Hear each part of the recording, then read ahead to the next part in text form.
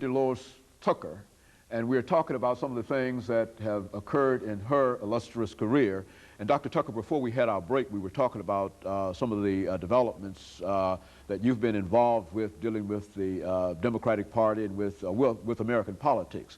And let's continue that conversation by talking about an organization that you established with others in 1984, and I think that this is the National Negro, National Congress, Political Congress of Black Women. Let's talk about that. Yes. Well, when I was saying that we were so joyous at the 1984 convention, we were planning to whip into the platform issues that affected us as a people, and we had our white sisters to join us, but after Geraldine Ferrero was named as the vice presidential nominee, the waters were not to be ruffled anymore, and we found out we were alone, that we didn't have the sisters, because we'd also fought for half of the delegates, half of every position or committee in DNC was to be half women. So we had helped to fight that battle. So with that, we could have had great victory, but we didn't. So Jesse said, "You're all alone, you better organize." 1 month later, I went to Washington. I called 39 national groups together, including Dr. Height, Jewel Jackson McCabe, the sorority leaders, Maxine Waters, Eleanor Holmes Norton, and we organized a National Political Congress. I convened it and helped to develop it, and we elected Shirley Chisholm as chair. She served for 8 years. 2 years ago, she asked me would I take over because I was a vice chair. And at that time, we had an annual brunch, and in walks Dionne Warwick and Melba Moore. And I had them to speak to the 1,000 women we had. And they said to us very shockingly that we're tired of the entertainment industry projecting us in negative, stereotypical, demeaning roles. And we do not have a fair share of the industry. We want you to help us. We are just not entertainers, they said. We are educated women. Both of them are teachers. Dionne Warwick has her master's degree. And so we said, we will help you. And then I said, come to our convention and have a panel and tell us what you want us to do. You become the Entertainment Commission. Well, they introduced us to gangster rap. And when I saw Snoop Dogg's artwork that was brought into my office, and when I read the words, her body's beautiful, I'm thinking rape, shouldn't have her curtain open, that's her fate. Slit her throat and watch her fate. I saw that in the newspaper. I saw the Snoop Dogg album where it just was available for children, showing them explicit sexually, explicit violently actions, and calling the women hoes and bitches and kill the hoe, and a whole frame with just drugs were being passed from male to female.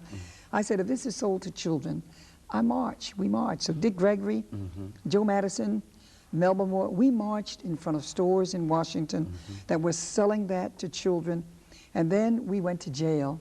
And then I had Congresswoman Carter Collins hold hearings in Washington, and Senator Carol Moseley Braun, I asked her to hold hearings in the Senate.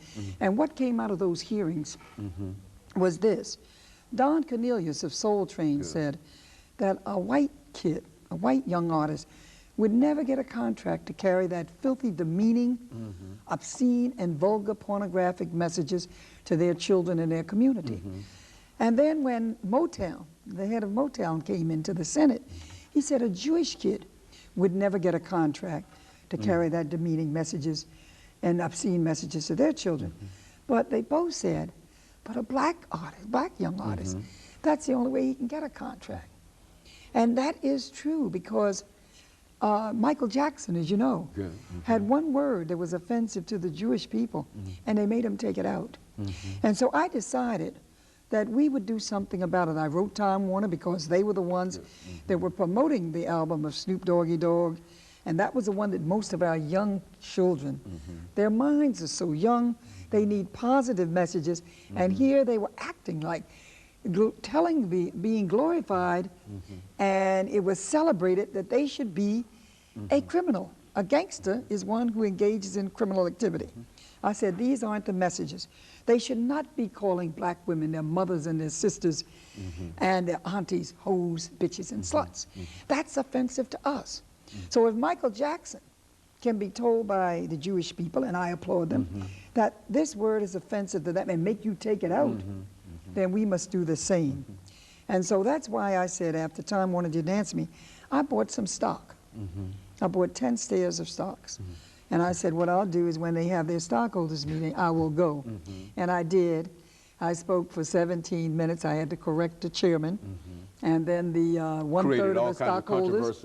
But Time magazine said 1/3 of the stockholders applauded me. And the son of the founder of Time magazine applauded me. Well, as a result of that, they said they would not put out the dirty gangster rap anymore of Interscope. Because of that, I was sued by Interscope. So I have 2 lawsuits against me. Interscope sued me, and then Death Row, which is owned by Suge Knight, and they have the artists Snoop Dogg and Tupac Shakur. But I met with Suge Knight. The mayor of Compton, California, called me and said Suge Knight would like to meet with me. When I met with this young man in California, he told me many things, but one thing I asked him to do. Young people love the lyrics. Why don't you teach our children about the Mandelas inside of them? Why don't you teach them that they are the sons and daughters of kings and queens of Africa? He agreed he could do that. But yet, even though he told me that he would like to bring Snoop Dogg up and bring me a positive music, he did take it to Dionne Warwick's house because I couldn't meet with him. I had to go to the NAACP convention. He took her clean music. He took her Snoop Dogg. He couldn't believe that we did not love him, but we want to tell them that even during the days of slavery, we sang songs of hope, songs of faith, and songs of freedom. Well, now that the persons who control the industry have said they're going to continue to play this music anyhow, they still have 2 suits against me, and they are determined that they're going to shut me up. But I got news for them, that I have said that this is offensive to us, and we will fight it until it dies.